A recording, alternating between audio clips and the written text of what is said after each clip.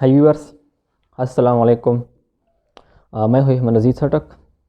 आज एक दफ़ा फिर अपडेट के प्लेटफॉर्म से हाजिर खिदमत हूँ। आज इस ब्लॉग में जो सियालकोट की जो इंसिडेंट है इसमें मैं अपना एनालिसिस करूँगा कि इस तरह वाक़यात पाकिस्तान में क्यों रुनुमा हो जाते हैं। उसके रूट काज तक हम जाते हैं इस व्लॉग में कि उसकी फैक्टर क्या है, वो कब तक इस तरह वाक़यात हम देखते रहेंगे और स्टेट उससे मतलब कैसे टेकल करेंगे।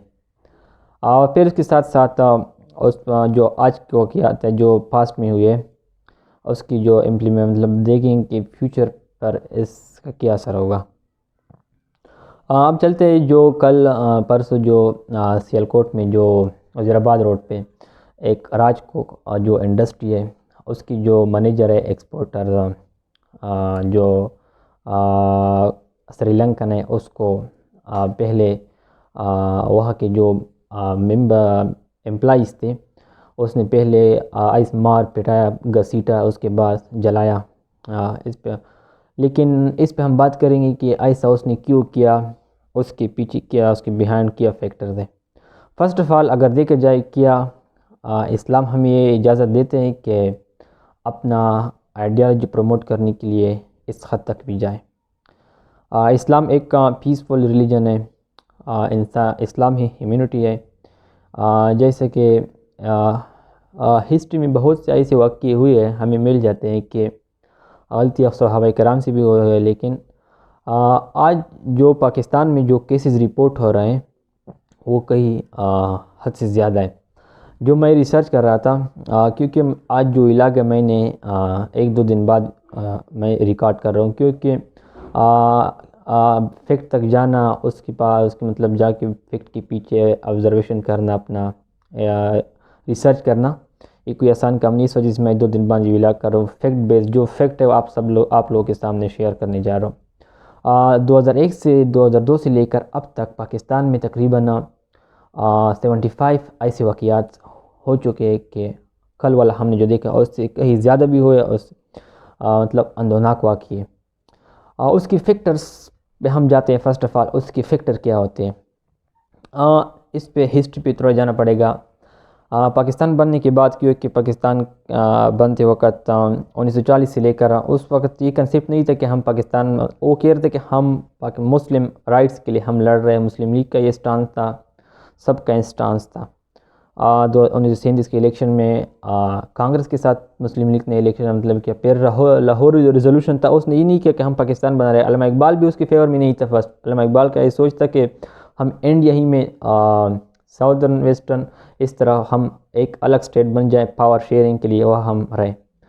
लेकिन बाद में कायद आज़म ने पाकिस्तान वालों को जो धोखा दिया या पाकिस्तान वाले न समझते, कायद आज़म ने एक सेकुलर स्टेट को बुनियाद रखा, लेकिन मुसलमान ये सोच रहा था कि हम इस्लामिक स्टेट है, मुस्लिम स्टेट है। मुस्लिम और इस्लामिक स्टेट में भी फ़र्क है, मैं आप लोगों को वादे कर दूँगा। ये मैं इस वजह से थोड़ा हिस्ट्री पे उसके साथ जो उसका हिस्ट्री से बहुत डीप ताल्लुक़ है। अगर हिस्ट्री हमारा इस तरह ना होता तो आज की जो वाक़यात है वो इस तरह नहीं हमें दिखाई देते। हिस्ट्री पाकिस्तान बन गया, कुछ लोग कह रहे थे इस मुख्तलिफ़ गिरोह बन गए, कुछ लिबरल बन गए, कुछ रिलीजियस बन गए, मॉडरेट, कुछ एक्सट्रीमिस्ट बन गए।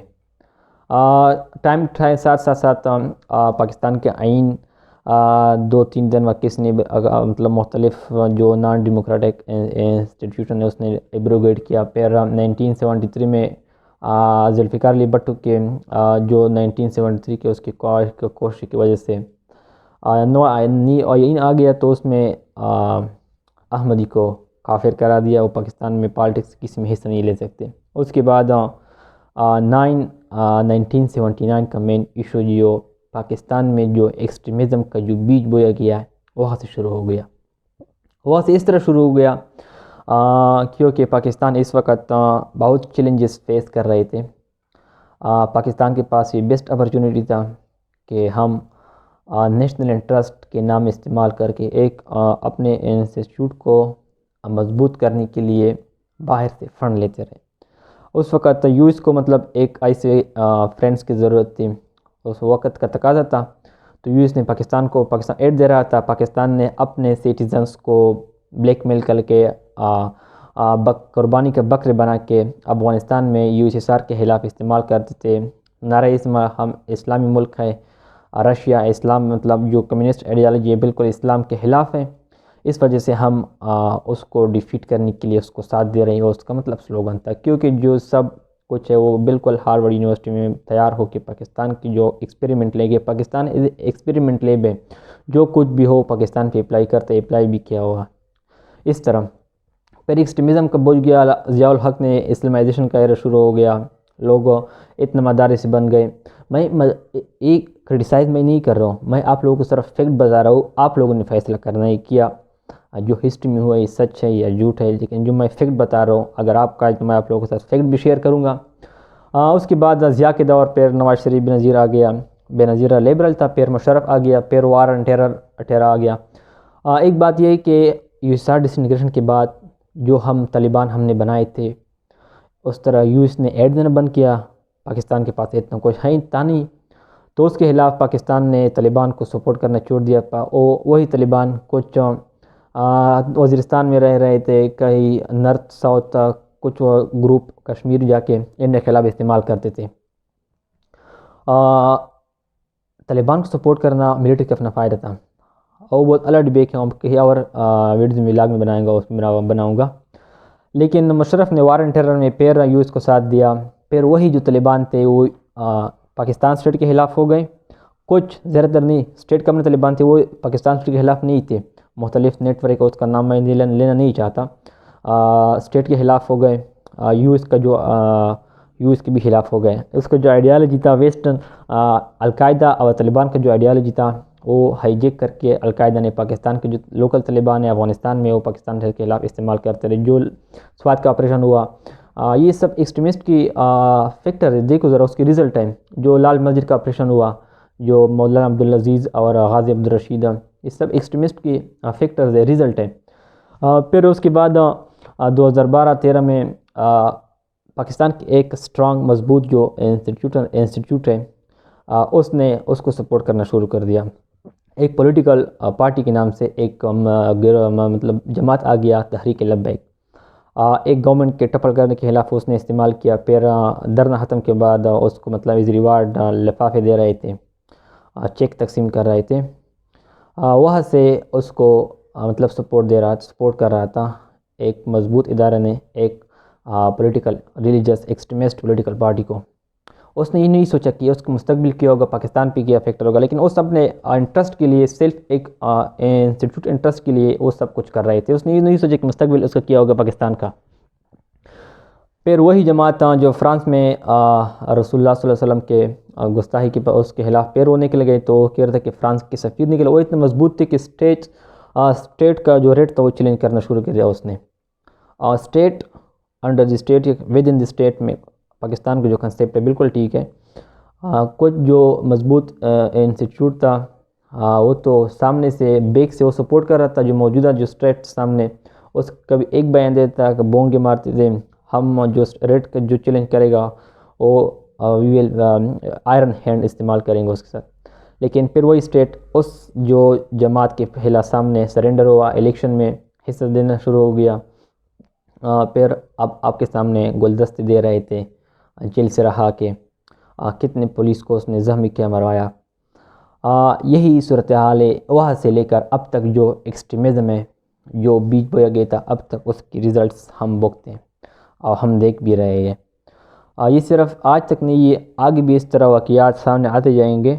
آپ اگر میں وہ ویڈیو دیکھ رہا تھا میرا جو خون مطلب جو رخ کانپ رہا تھا کہ اس طرح جو مطلب گھسیٹ رہے ہیں پھر جلا رہا تھا. لوگ ویڈیو بنا رہے تھے ہم رسول اللہ صلی اللہ علیہ وسلم کے نام پہ حد تک جائیں گے. کیا رسول اللہ صلی اللہ علیہ وسلم آپ یہ بھی کہا کہ لوگ کو گھسیٹو پھر جلایا کرو؟ اس نے یہ بھی کہا ہے. اس طرح تو کچھ نہیں ہے اسلام میں جس طرح اس لوگوں نے کیا. دوسری بات یہ ہے کہ اسٹیٹ میں کیا رول ہے اس میں، اور جو مضبوط انسٹیٹیوشن ہے اس میں کیا رول ہے.